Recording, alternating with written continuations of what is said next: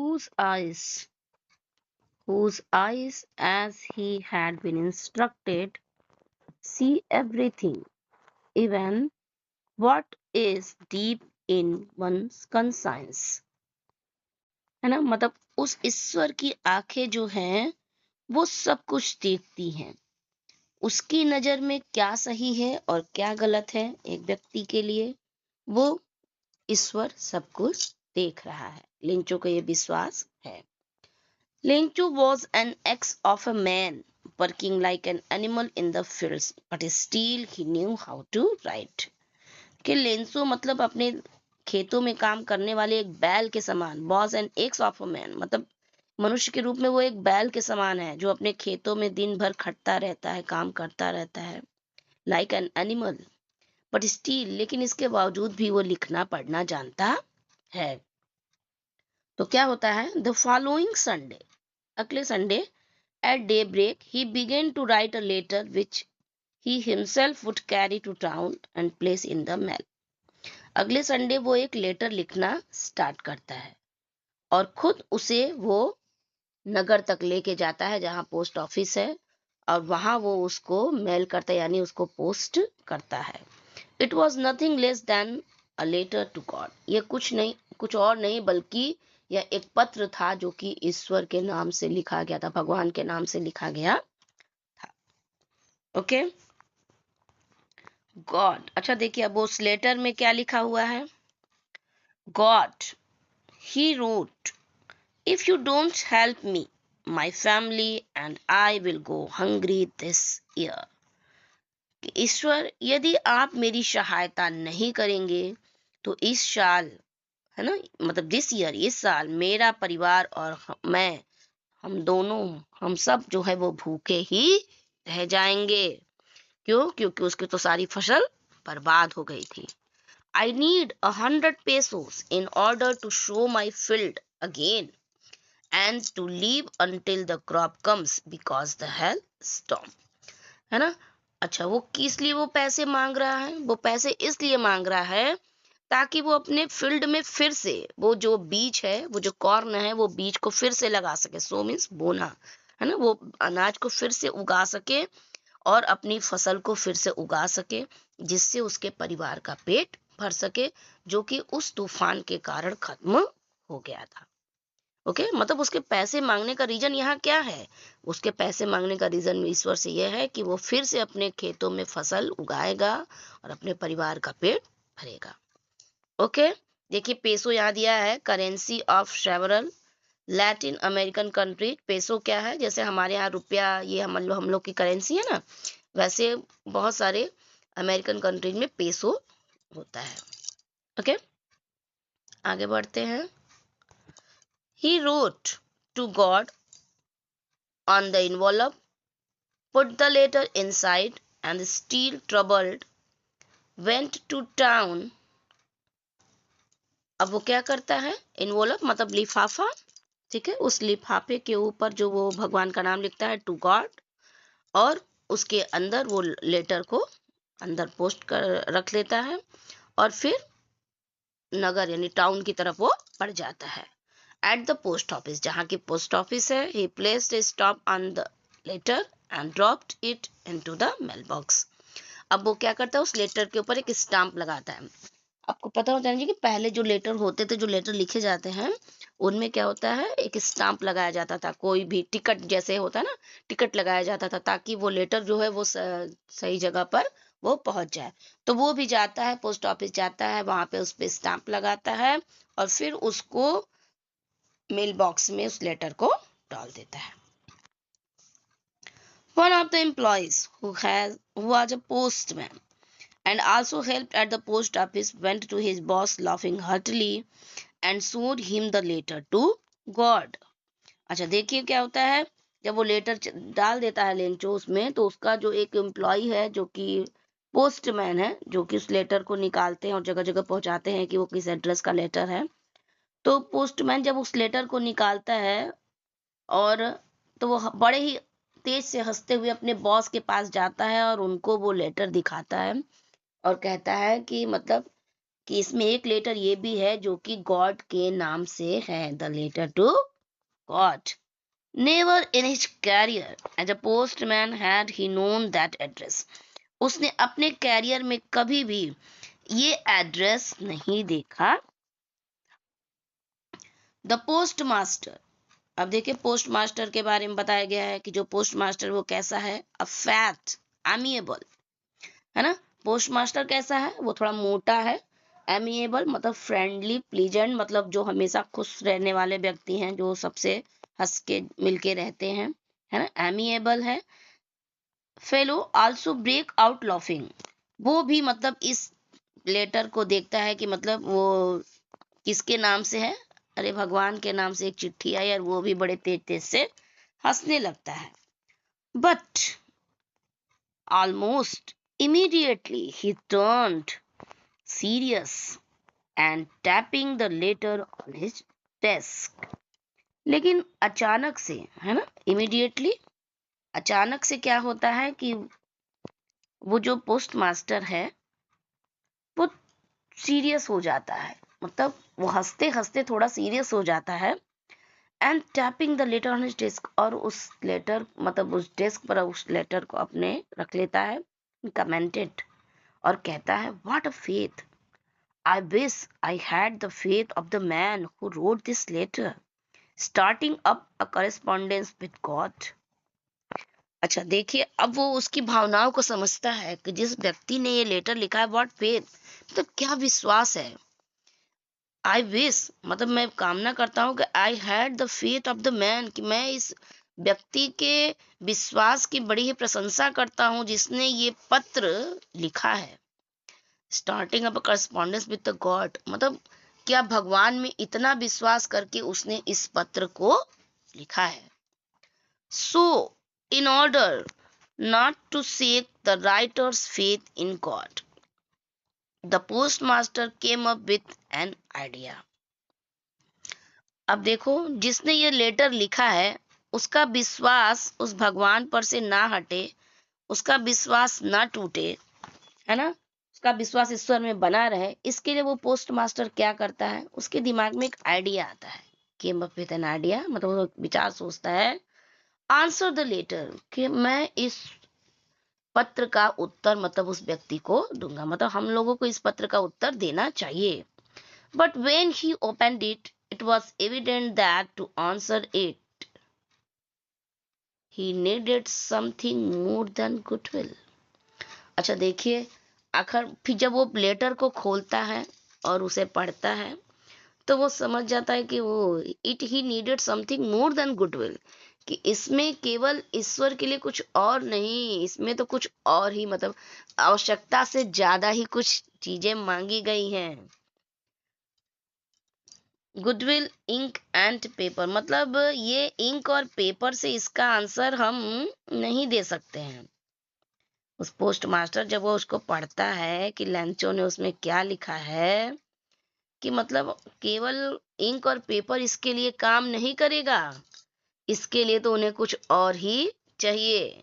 But he struck to his resolution, he asked for money from his employees. देखिए, क्योंकि Lencho ने उसमें भगवान से क्या मांगा था, पैसों मांगा था. तो जब वो उसको खोलता है, उसको पढ़ता है, तो उसने कहता है वो तो इसने ईश्वर से तो पैसे मांगे हैं, और वो भी 100 पैसों, है ना. ही स्टक टू हिज रिसोल्यूशन. अच्छा वो फिर से अपने इस बात पे विचार करता है कि आखिर इसका सॉल्यूशन कैसे निकलेगा. तो वो क्या करता है, ही asks for money from his employees. तो वो उस पोस्ट ऑफिस में जितने भी काम करने वाले एम्प्लॉयज रहते हैं वो उन सब से उसकी सहायता कर के लिए पैसे मांगता है. He himself gave part of his salary, वो अपनी सैलरी अपने वेतन का भी कुछ हिस्सा जो है वो उसमें देता है. And several friends of his were obliged to give something for an act of charity. और उसके बहुत सारे दोस्त भी होते हैं जिनसे वो मतलब ये बात कहता है, तो वो भी एक चैरिटी के रूप में मतलब एक दान के रूप में जो है वो ये कार्य करते हैं, मतलब कुछ पैसे वो देते हैं. Okay. It was impossible for him to gather together the 100 pesos, so he was able to send the farmer only a little more than half. देखो, ये तो उसके लिए भी इतना जल्दी पॉसिबल नहीं हो पाता है ना, कि तुरंत 100 पेसोस इतना जल्दी कलेक्ट करना, है ना। तो उसके लिए तो इम्पॉसिबल ही था, लेकिन फिर भी उसने जितना अमाउंट उसने मांगा था उससे उसके आधे से थोड़ा ज्यादा ही उसने वो कलेक्ट कर लिया था। तो वो सोचता है कि चलो उस किसान को, इस फार्मर को इतने ही पैसे हम सेंड कर देते हैं।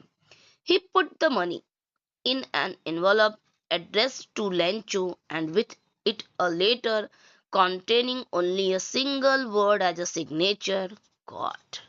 अब वो क्या करता है, वो जो सारे पैसे जो उसने कलेक्ट किए थे वो उसको लिफाफे में रखता है और फिर लेंचो के एड्रेस के लिए वो उस पे लिख देता है, लेंचो के लिए, कि ये लेंचो के एड्रेस पे पहुंच जाए। और उस पे केवल एक मात्र सिग्नेचर वो करता है और वो था क्या, गॉड। मतलब ये भगवान की तरफ से उसको लिखा गया है, मतलब उसके लेटर के जवाब में ये उसको आया है। ये है फेथ, है ना। और इस फेथ को पूरा करने के लिए देखिए कैसे कैसे उपाय होते हैं। The following Sunday The following Sunday, Lencho came a bit earlier than usual to ask if there was a letter for him. अच्छा, अगले अगले संडे फिर आता है, संडे अगला संडे फिर आता है और लेंचो जो है वो फिर जो है वो थोड़ा जल्दी जल्दी वो जो है वो पोस्ट ऑफिस के पास पहुंच जाता है और वहां जाकर के वो पूछता है कि क्या उसके लिए कोई पत्र आया था।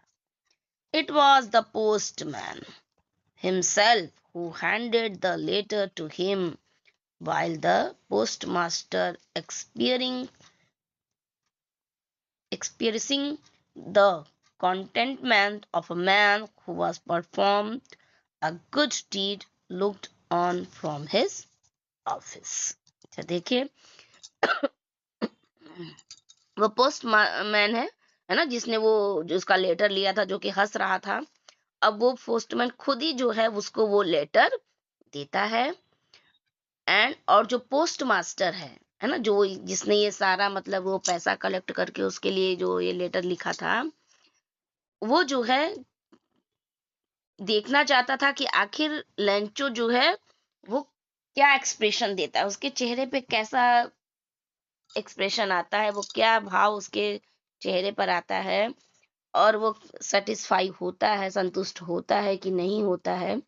इसके लिए वो जो है दूर से अपने ऑफिस से उस कार्य को देखता रहता है कि आखिर लेंचो क्या करेगा। Lencho showed not the slightest surprise on seeing the money. Such was his confidence, है ना। अब लेंचो जो है वो उस पैसे को देख करके, मतलब उस लिफाफे में वो उस पैसे को देख करके वो बहुत ज्यादा सरप्राइज नहीं होता है ना। वो मतलब उसको थोड़ी खुशी तो है, हल्की सी है, लेकिन वो बहुत ज्यादा खुशी नहीं था। सच वॉज हिज कॉन्फिडेंस, और ये उसका विश्वास था। But he became angry when he counted the money. लेकिन देखो क्या होता है, जब वो पैसे गिन लेता है, मतलब जब उसमें जो जितने पैसे थे जब वो गिन लेता है तो वो थोड़ा गुस्सा भी हो जाता है। अच्छा, गुस्सा क्यों होता है? God could not have made a mistake, nor could he have denied Lanchor what he had requested. अब वो सोचता है अपने मन में कि ईश्वर जो है वो इतनी बड़ी गलती तो नहीं कर सकता है, और ना ही वो मेरी ये रिक्वेस्ट को डिनाय मतलब इनकार भी कर सकता है। मतलब वो उसने ना तो मेरे रिक्वेस्ट को इनकार किया है और ना ही वो इतनी बड़ी गलती कर सकता है। जरूर इसमें कोई और ही बात है। Immediately, Lencho went up to the window to ask for paper and ink. अब देखिए उस किसान के मन में क्या बात चल रही है ना। अब वो क्या सोच रहा है, उसके मन में क्या भाव आ रहा है कि आखिर उसने 100 पेसो मांगे तो उसके पास 70 मतलब पैसे जो है वो अभी लास्ट में हम देखेंगे कि आखिर वो क्या लिखता है। ठीक है, देखिए, immediately Lencho went to the window and ask for paper and ink. अब वो विंडो के पास जाता है, मतलब खिड़की के पास जाता है, और तुरंत वो एक पेपर और स्याही मतलब लिखने के लिए वो कुछ मांगता है। On the public writing table he started to write. और जहाँ पे वो लेटर लिखे जाते हैं वहां वो फिर से जो है वो लिखना स्टार्ट करता है। ये बार बार ऊपर नीचे हो जा रहा है, सॉरी फॉर दिस।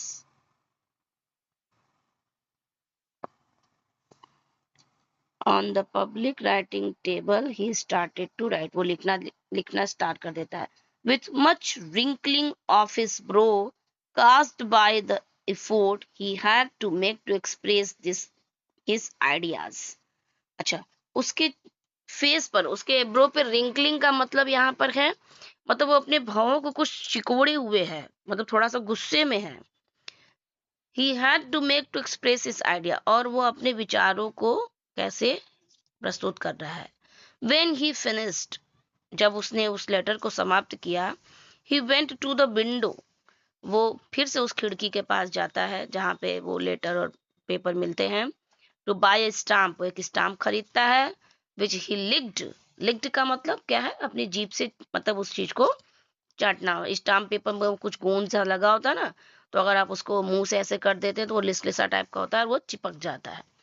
तो उसको वो अपने मुंह से ऐसे करता है। And then affixed to the envelope with a blow of his fist, और फिर वो उसको उस लिफाफे के ऊपर चिपका देता है। The moment the letter fell into the mailbox, the postmaster went to open it. अच्छा, जितना ये बेकरार है मतलब भगवान को लेटर लिखने के लिए, उससे कहीं ज्यादा वो पोस्ट मास्टर है उसके उत्तर को पढ़ने के लिए। हाँ, तो जैसे ही वो लेंचो जो है वो लेटर उस मेल बॉक्स में डालता है, जो पोस्ट मास्टर है वो तुरंत जाता है, मतलब उस लेटर को लेकर के आता है और उसको खोलता है कि आखिर उसने जवाब में क्या लिखा है। ठीक है, अब देखिए लेंचो ने क्या लिखा है। Got of the money that I asked for, only 70 pesos reached me. अब वो लिखता है कि भगवान, मैंने जो आपसे पैसे मांगे थे ना, जितने पैसे मैंने आपसे मांगे थे उसमें से केवल 70 पेसो ही मेरे पास पहुंचा था। Send me the rest. अब मुझे आप जो बचा हुआ है ना वो भी मुझे आप भेज दीजिए। Since I need it very much, क्योंकि मुझे इसकी बहुत आवश्यकता है। But don't send it to me through the mail, because the post office employees are a bunch of crooks. Lencho देखिए अब वो क्या कहता है कि आप इसे, मतलब आप मेरे पास उस पैसे को जो बचा हुआ है, जो 30 पेसो और हुए ना, 100 हुआ था, 100 मांगा था, 70 पहुंचे हैं, 30 अभी भी बाकी है। तो कहता है कि मतलब वो जो बचे हुए पैसे वो मेरे पास भेज दो, लेकिन प्लीज आप इसे पोस्ट ऑफिस में मत भेजना, मेल के थ्रू नहीं भेजना। क्यों क्यों नहीं भेजना? क्योंकि दो ये एम्प्लॉयज है ना, they are the bunch of crooks. ये जो है ये गुंडे बदमाशों का एक झुंड है।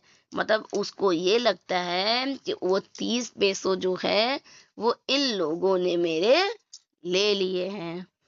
और फिर वो लेंचो करके उस लेटर को समाप्त कर देता है। मतलब पोस्ट मास्टर भी क्या सोचेगा कि मैंने इसकी सहायता की, और ये जो है ये हमें ही, देखिए यहाँ भी कलेक्टिव नाउन यूज हुआ है, इसके पहले ऊपर भी कलेक्टिव नाउन यूज हुआ था, है ना, ए बंच ऑफ क्रुक्स यहाँ हुआ था, और वहां पे लोकस्ट के लिए प्लेग्यू ऑफ लोकस्ट था। ओके, दो कलेक्टिव नाउन्स आपको यहाँ पे मिलते हैं। ओके, ठीक है, तो देखिए इसमें इस चैप्टर में मेनली यही बताया गया है कि कैसे लेंचो को विश्वास था कि ईश्वर उसकी सहायता करेगा, और किस रूप में ईश्वर उसकी सहायता करेगा ये तो उसको नहीं पता था।